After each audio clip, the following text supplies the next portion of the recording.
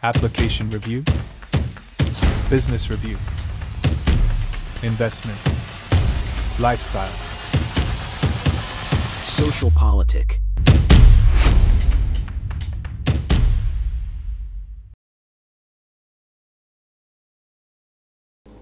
Halo Bapak Ibu, saudara-saudari sekalian, lovers and haters, salam cerdas Indonesiaku. Jumpa lagi kita pada kesempatan kali ini. Bagi Anda yang belum subscribe channel saya, silakan subscribe channel saya. Tekan loncengnya agar Anda dapat notifikasi setiap kali saya mengupload video-video saya. Oke, pada kesempatan kali ini saya akan membahas sekaligus dua topik gitu ya, mengenai Pak Mahfud yang minta maaf atas sesuatu. Nanti saya akan bahas ya, maka jangan di skip video saya ini. Dan juga soal Hasto yang dituding berjiwa kerdil oleh Habibur Rahman dari Gerindra. Karena satu, enggak legowo atau tidak bisa menerima kekalahan. Kedua, karena sering senggol Gibran. Wah, menarik nih ya. Tapi sebelum itu kita lihat dulu nih satu video ya. Video ini sebagai counter attack terhadap kubu 1 atau kubu 03 gitu ya. Yang bilang gara-gara bansos itu 02 menang. Ya. Jadi ini ada cawe-cawenya Jokowi bagi-bagi bansos sehingga 02-nya menang. Nah, tapi kita lihat nih, kubu 01 ya, membagi-bagikan bansos. Di video ini ya. Jadi kalau mereka bilang pemerintah memberikan bansos itu curang dan sehingga memenangkan 02, ini lucu. Mereka juga membagikan bansos tapi kalah. Artinya kalau memakai istilah mereka membagikan bansos itu curang, artinya sudah curang kalah pula gitu. Nah, video ini lucu. Mari kita lihat videonya. Dan silakan tertawa kalau Anda sambil menyaksikan. Allahumma cukupono lo perono. Amin, amin, amin, amin, amin, amin, amin, amin. Presiden besok amin, Anies Baswedan Muhaimin, amin, amin, amin, amin, amin, amin, amin, amin, ya Allah Rabbal alamin, amin, amin, amin, amin. Sallu ala Nabi Muhammad. Lucu kan? Sudah curang bansos, kalah pula. Gitu ya? Astaga, bikin malu aja. Oke deh. Nah, sekarang kita lihat nih ya, Hasto lagi nih. Dia seperti nggak mau menerima kenyataan bahwa memang Puan itu tidak menginstruksikan PDIP untuk menggulirkan hak angket. Tidak ada instruksi. Sudah saya sering bahas kan di video-video saya. Tapi ini sepertinya dia mau bilang nggak begitu. Dia bilang di sini ya, menurut Kompas TV ya, mengutip dia lah ya, PDIP belum juga gulirkan hak angket karena menurut Hasto tekanan hukumnya kuat sekali. Siapa yang menekan PDIP? Hebat dong ada yang menekan PDIP dari sisi hukum. Apa sih Tok? Aduh, nggak ngerti lu gue ngomong apa lu Tok. Jadi gimana ya? Gini loh.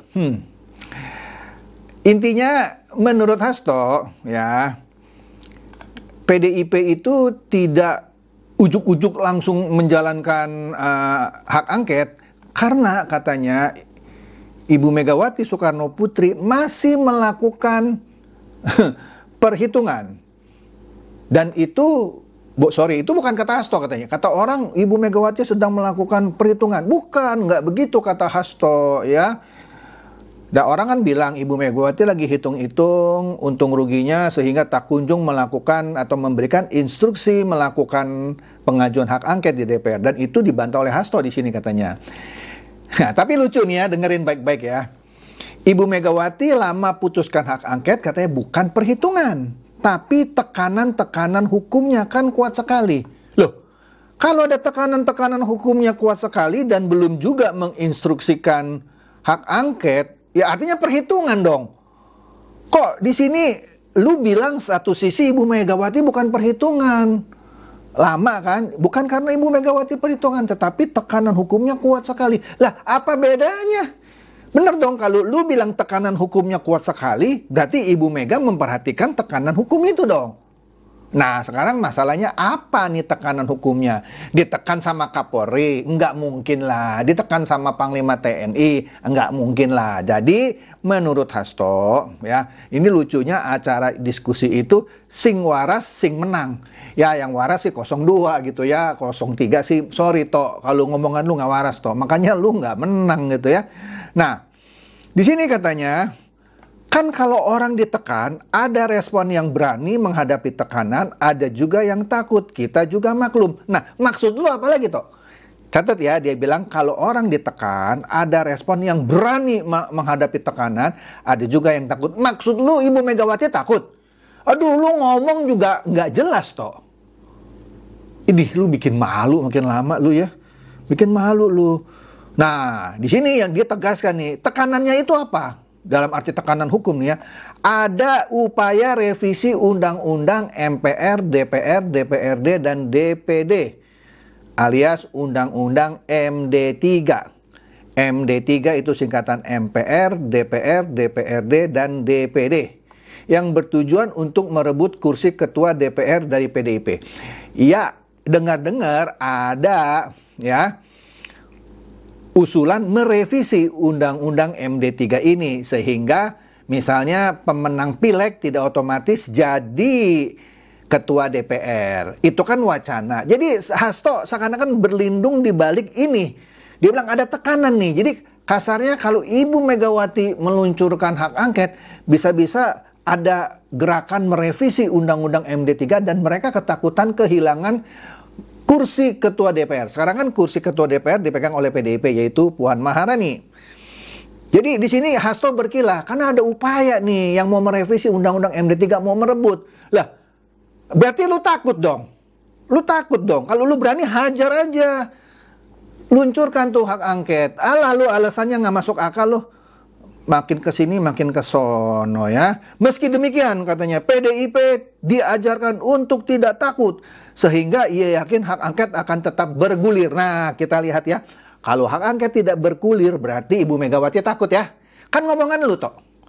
Lu bilang kan di sini kader PDIP diajarkan untuk tidak takut sehingga ia yakin hak angket akan tetap bergulir. Jadi kita lihat ya, kalau hak angket tidak bergulir berarti lu nuduh Ibu Megawati takut.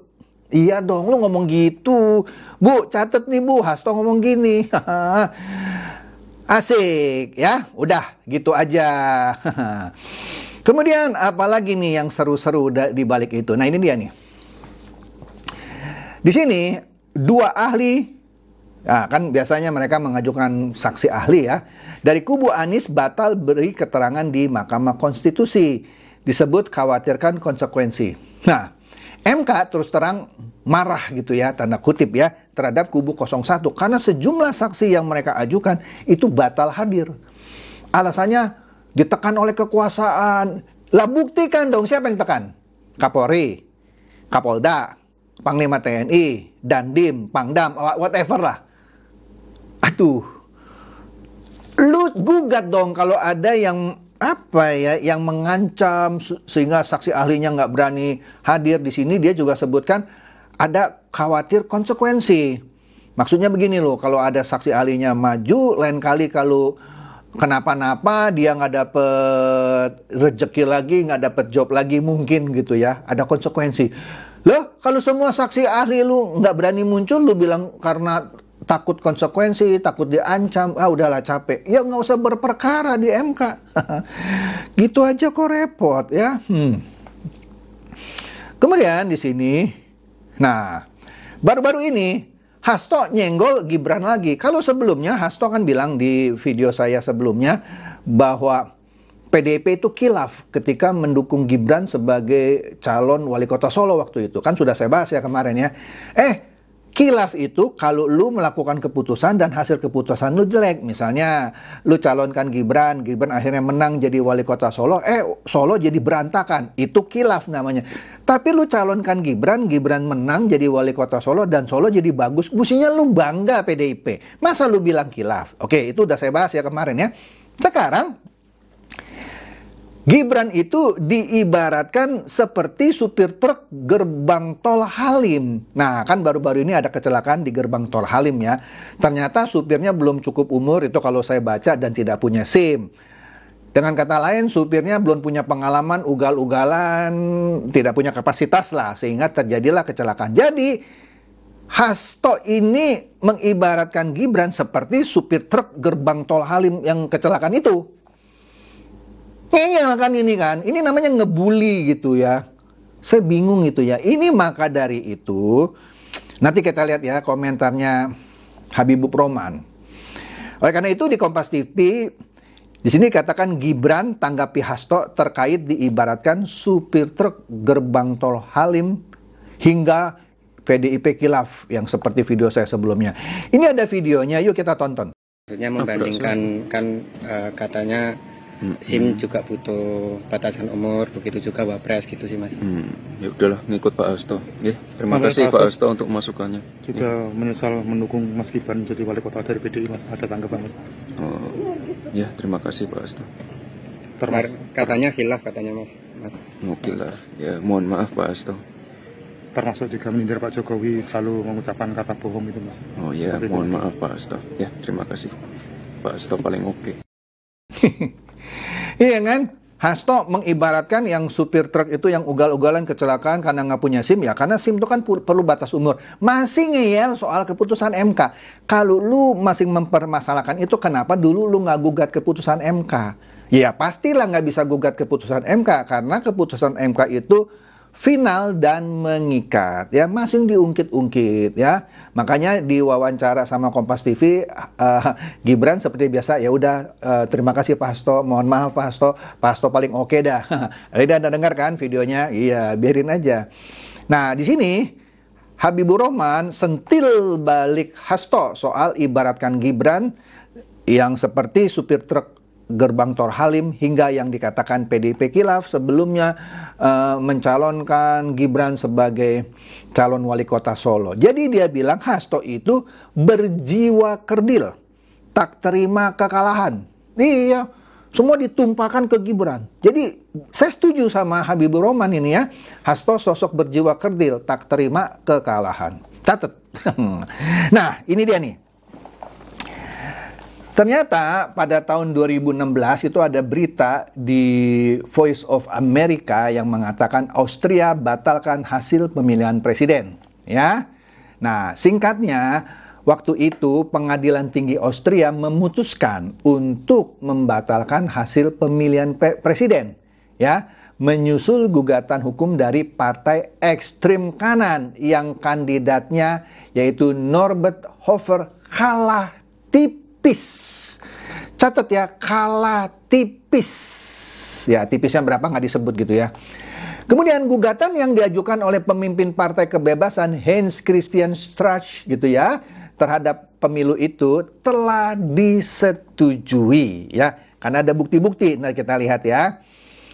Partai Kebebasan memprotes pemungutan suara itu karena penyimpangan dalam penghitungan kartu suara yang tidak dicoblos secara langsung di TPS, yaitu yang melalui pos, ya.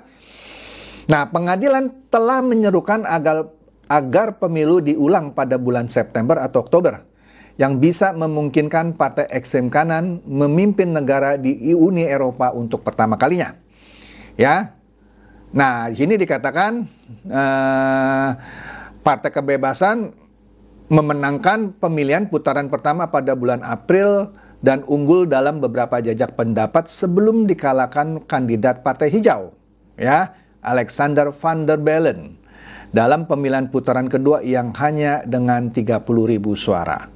Ya, jadi dengan kata lain, keputusan itu menghentikan rencana pelantikan Van der Bellen ya pada 8 Juli dan seterusnya dan seterusnya. Lah iyalah, di sini kan berita awalnya dia bilang karena ada selisih suara yang tipis gitu.